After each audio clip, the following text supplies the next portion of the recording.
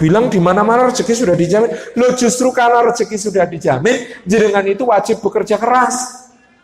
Loh, ngapa bekerja keras? Bukan golek rezeki, soal rezeki sudah dijamin. Jenengan itu kalau bekerja carilah pahala. Pahala belum dijamin. Kalau penjenengan bekerjanya cari gaji, yo etos kerjanya cuma sesuai job description. Tetapi kalau kita bekerja itu karena ibadah, maka itqan ditekuni sampai ahli, ihsan dilakukan melampaui harapan orang yang menerima pekerjaan kita, ikhlas semua karena Allah Subhanahu wa taala. Itu harusnya etos kerjanya berlipat-lipat kali daripada yang cuma cari gaji. Wong yang ngawasi bukan inspektorat tapi langsung Gusti Allah. Wong yang negur bukan langsung cuma bos tapi langsung Gusti Allah yang lihat, yang ngawasi kerjaan kita. Kerjanya temenanan. Jalan cinta para perjuang itu nyambut gawe bukan mencari rezeki tapi mencari pahala. Lo umpama lo yang namanya ikhlas itu kan berarti pahalanya tidak terhingga. Kita bikin hitung-hitungan yang bisa dihitung aja. Misalnya jenengan bekerja layak dibayar 1 miliar, tapi cuma ngambil gaji 10 juta per bulan. Berarti panjenengan itu menabung 990 juta kebaikan dari sisi Allah yang pasti akan dibayar. Bayarannya bisa istri solehah, anak-anak solihin dan solihat, rumah tangga sakinah mawaddah warahmah, gitu ya. Keluarga penuh berkah, tetangga solihun solihun, anak istri qurratu a'yun, gitu kan? Hidupnya tentram, damai, nggak punya musuh, temennya banyak, seneng, makmur, sentosa kemana-mana, nyambung silaturahim, silatul ukhuwah, enak. Karena apa? Menabung 990 juta kebaikan.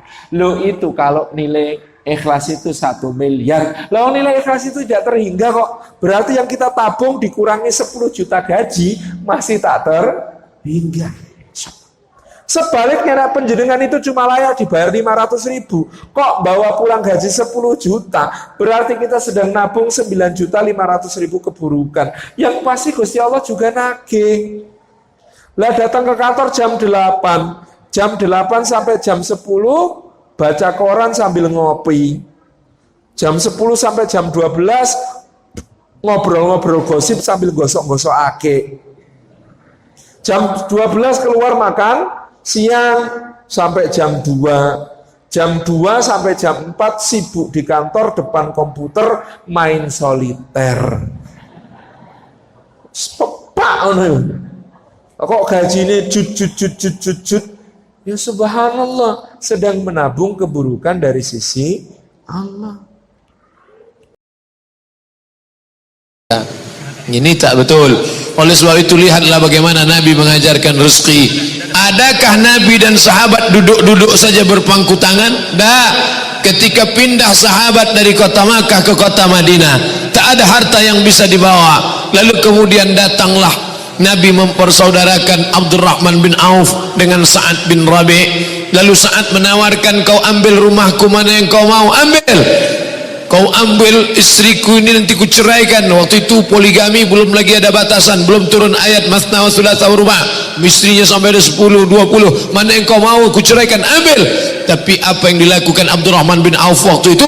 Dullani ala suq, tunjukkan saya mana pasar kota Madinah. Itu menunjukkan mereka semangat mencari rezeki. Mereka tidak tidur-tiduran di emperan Masjid Nabawi. Mereka tidak tidur ketika diajak untuk mencari rezeki. Udahlah, rezeki sudah tertulis. Nah, tak begitu. Maka ayat Quran juga mengajarkan idza qudiyatis shalah, kalau salat sudah dilaksanakan, fantashiru fil ard, bertebaranlah di atas muka bumi, wabtaghu min fadlillah, cari karunia Allah Subhanahu wa taala. Makanya doa masuk pintu masjid, Allahumma ftahli abwaaba rahmatik, bukakan untuk aku pintu-pintu rahmatmu. Tapi kalau keluar dari masjid, Allahumma inni as'aluka min fadlik, aku minta bukakan pintu rezekimu. Kenapa? Keluar dari masjid langsung pergi ke pasar, langsung buka toko ruko, yang pergi ke sungai mencari ikan, yang punya tanah kebun tanam tanaman, minta rezeki kepada Allah Subhanahu wa taala. Ada keyakinan dalam diri bahwa rezekiku tidak akan diambil orang lain. Itu diantara ucapan kalangan salaf bernama Imam Al-Hasan Al-Basri. Apa kata dia? Alimtu anna rizqi la ya'khudhuhu ghairi. Aku tahu rezekiku yang sudah ditetapkan Allah tidak akan diambil orang lain. Fatma'anna qalbi, maka hatiku pun menjadi tenang. Tapi ini juga memberikan mata pisau dua, satu ke bawah satu ke atas. Maka dia mesti dijelaskan dengan baik. Oh, rezekiku sudah ada, kalau begitu tak perlu aku risau, nanti dia akan datang sendiri. Tetap kita mengusahakannya. Tengoklah bagaimana rezeki yang sudah ditetapkan Allah untuk Hajar, tapi Hajar tak tahu bahwa itu untuk dia. Dia lari ke Bukit Safa, tak ada air. Dia lari ke Bukit Marwah, tak ada air. Lalu kemudian dia datang, ternyata Allah sudah menyiapkan air dari tumit tapak kaki Ismail alaihissalam. Tapi itu keluar bukan karena dia duduk-duduk santai. Hajar tak ada duduk santai. Rezeki kita udah ada, nak tenang-tenang aja, nanti muncul sendiri air ini. Nah, tapi tetap dia cari. Begitu juga dengan Maryam. Maryam memegang anaknya yang baru lahir, Isa alaihissalam. Apa kata Allah kepada Maryam? Wa ghuzi ilaiki bi jiz'in nakhlati.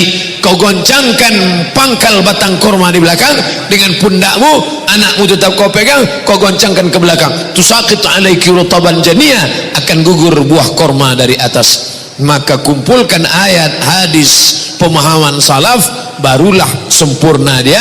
Dia seperti puzzle gambar, jangan ambil sepotong tak utuh dia. Maka ambil uni, gambar mobil, ada bannya, ada atapnya, ada jendelanya, ada spionnya, ada mesinnya, barulah dia menjadi gambar yang sempurna. Kenapa Allah tak kasih saja satu? Kenapa? Disitulah nampak yarfa'illahu allazina amanu minkum. Allah ingin menunjukkan mana keutamaan orang beriman, ada di atas itu. Siapa dia? Wallazina utul ilma, orang yang berilmu. Ada beriman, ada berilmu. Darajat, diangkat Allah beberapa derajat. Masalah fisik, ada yang tinggi, ada yang sedang, ada yang rendah. Masalah rezeki, ada yang tinggi, ada yang sedang, ada yang rendah. Masalah memahami Al-Quran dan Sunnah pun macam ini juga. Tak semua sahabat Nabi.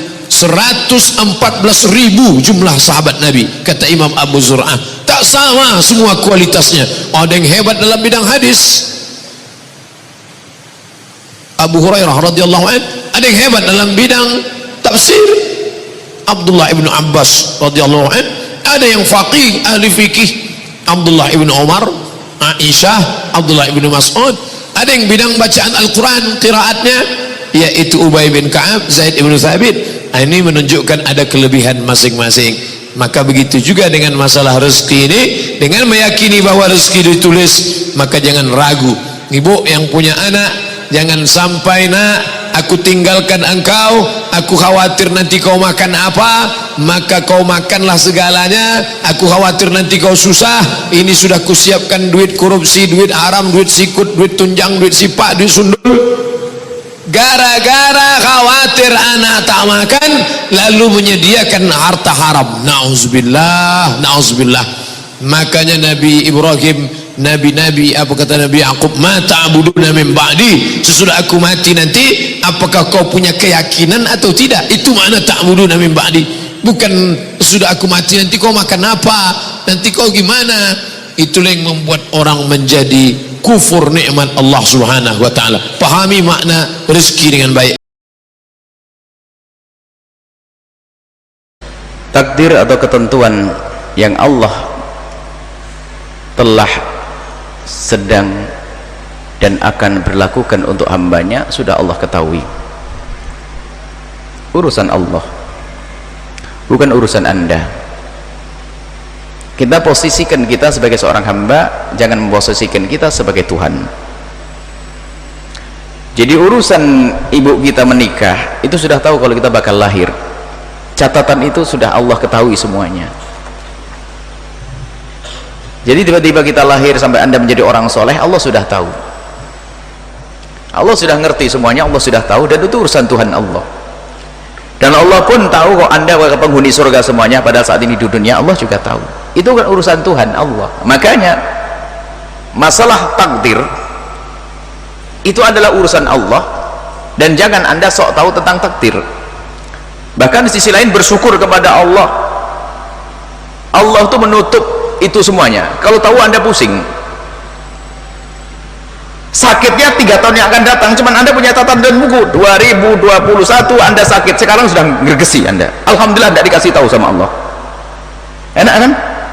Ayo coba dikasih tahu, gergesi 3 tahun mau sakit parah lagi, masuk rumah sakit, dipotong lagi saya. Alhamdulillah ditutup itu semuanya. Kita tidak dikasih tahu oleh Allah. Semoga sehat semuanya. Saya pernah kecelakaan, pernah tabrakan.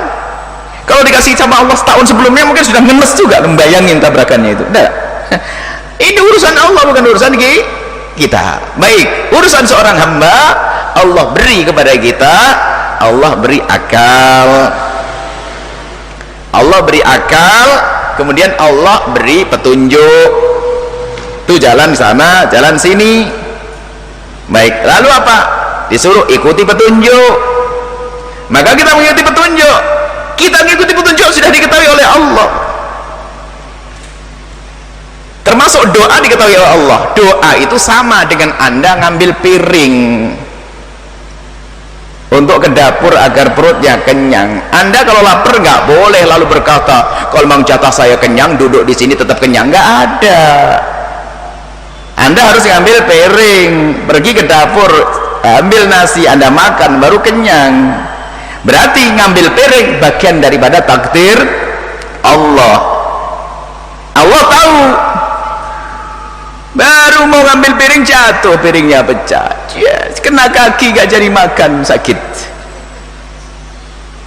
Tapi gak tahu kita. Kalau tahu gak akan ngambil piring, nanti takut piringnya jatuh. Itu urusan Allah. Makanya kita diberi akal, lakukan sesuai dengan petunjuk akalmu dan petunjuk dari Allah. Akalmu melihat. Makanya kalau lapar, orang cerdas pasti makan. Tidak usah berhujah takdir. Kalau sudah takdir Allah aku kenyang, bakal kenyang. Nggak ada. Nah, maka Anda mengambil piring, catatan takdir. Setelah makan mengambil piring, ambil nasi, takdir. Takdir selanjutnya Anda kenyang. Nah, sama doa. Catatannya nggak doa sengsara besoknya. Catatannya rentetan takdir, bukan karena doa lalu Anda sengsara, karena tidak doa sengsara, enggak. Memang jatahnya orang itu sengsara, maka rentetan sebelumnya Pak, nggak usaha, nggak doa, bohong, nggak dipercaya sama orang. Itu rentetannya, bukan gara-gara kamu bohong lalu kamu melarat.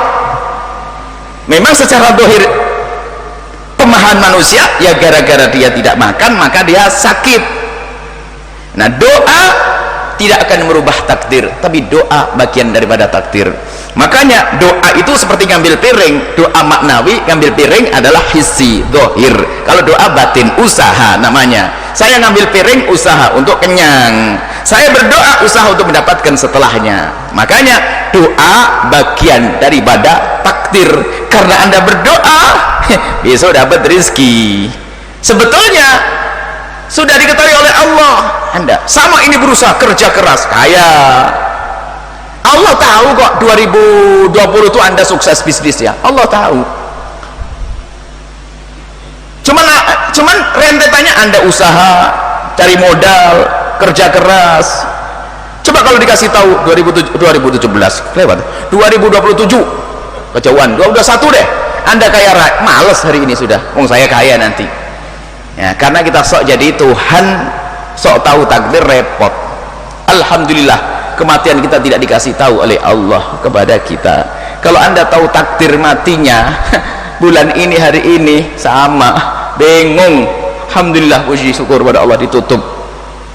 Jadi yuk kita menjadi hamba, jangan sok jadi Tuhan. Makanya takdir Anda, doa Anda bagian daripada ketentuan Allah. Nah, jadi gini, baca takdir itu adalah kalau Anda tahu kayak skenario sebuah film.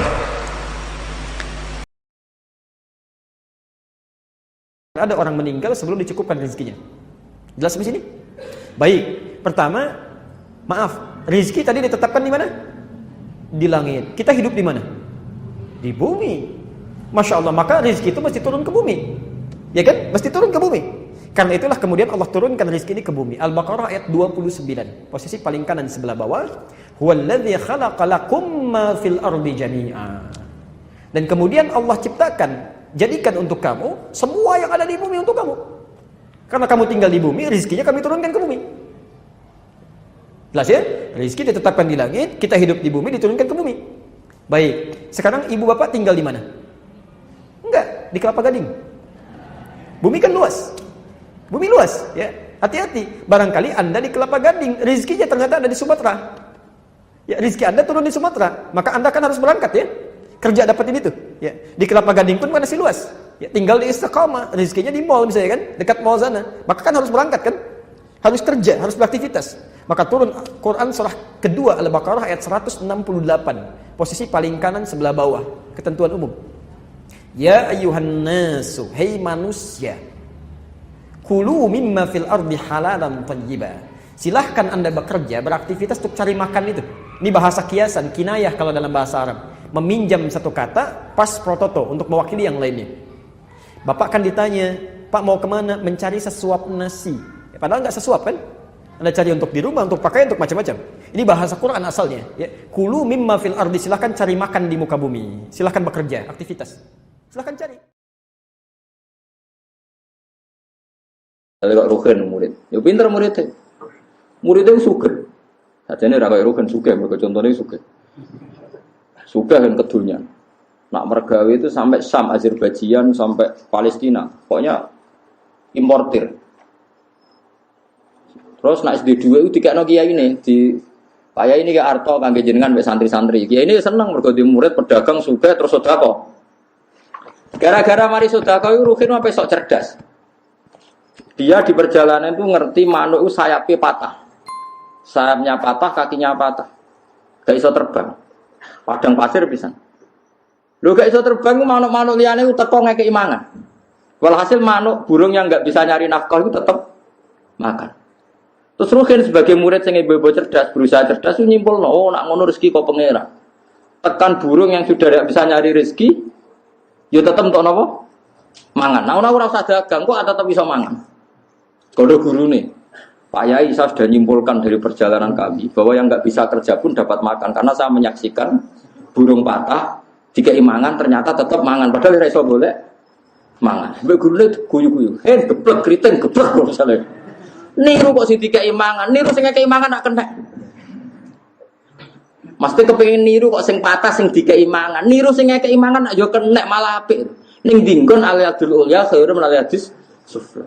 Akhirnya nggih juga guru. Wes mergo niru kok ape niru sing dikai mangan, niru ya sing ngekei mangan. Ini contoh pembanding guru.